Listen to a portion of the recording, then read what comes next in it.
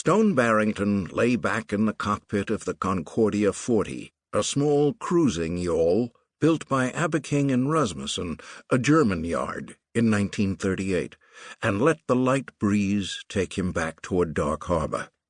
The sails were nicely balanced as he sailed up Maine's Penobscot Bay, and he lashed the helm while he looked around, then peed overboard. Thus relieved, he settled back into the cockpit and tucked a cushion behind him, relaxed and happy.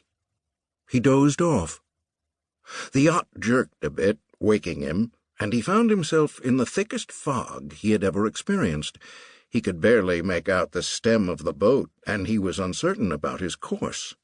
He had been headed for the Tarratine Yacht Club moorings and his own dock beyond, but he didn't know how long he had been asleep, or whether the wind had changed and put him off course. He checked the depth sounder, 55 feet of water, too deep to anchor with the rope he had aboard.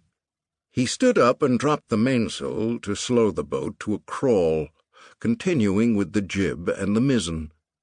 He went back to his cockpit seat and resumed his position, but left the helm lashed.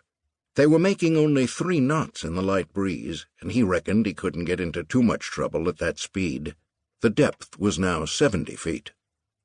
He heard a voice from somewhere in the fog saying, "Start the engines and drop the sails."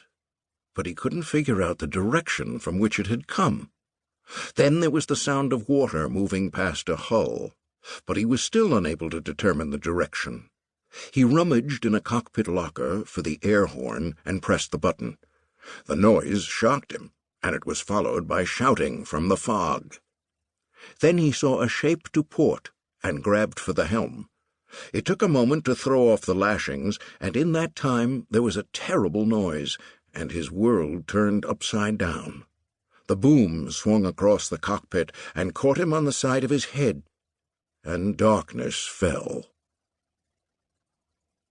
He felt the pain before he felt his surroundings, and he feared that if he opened his eyes it might make things worse. He allowed some light past his eyelids, then quickly shut them again, groaning loudly at the pain. He heard a rustle beside him, and felt a cool hand on his forehead. "He's awake," a low female voice said. "Get farther." Stone tried to speak, but his mouth was too dry. A glass brushed his lips, and he took in a sip of water. "Is that better? Can you speak?" "I'm sorry to open with a cliché," he said, "but where am I?" She chuckled. "You're in bed. You had an accident." He got his eyes all the way open this time, and there was an arm attached to the cool hand, and a woman attached to the other end of the arm, very blonde, almost white hair. "What kind of an accident?" "What's the last thing you remember?" she asked. He thought about that. "Fog," he said. "Lots of fog.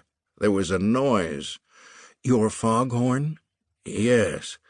That was the first we knew of your presence." "I didn't hear yours." "I'm sorry about that. The crew was busy getting the sails down.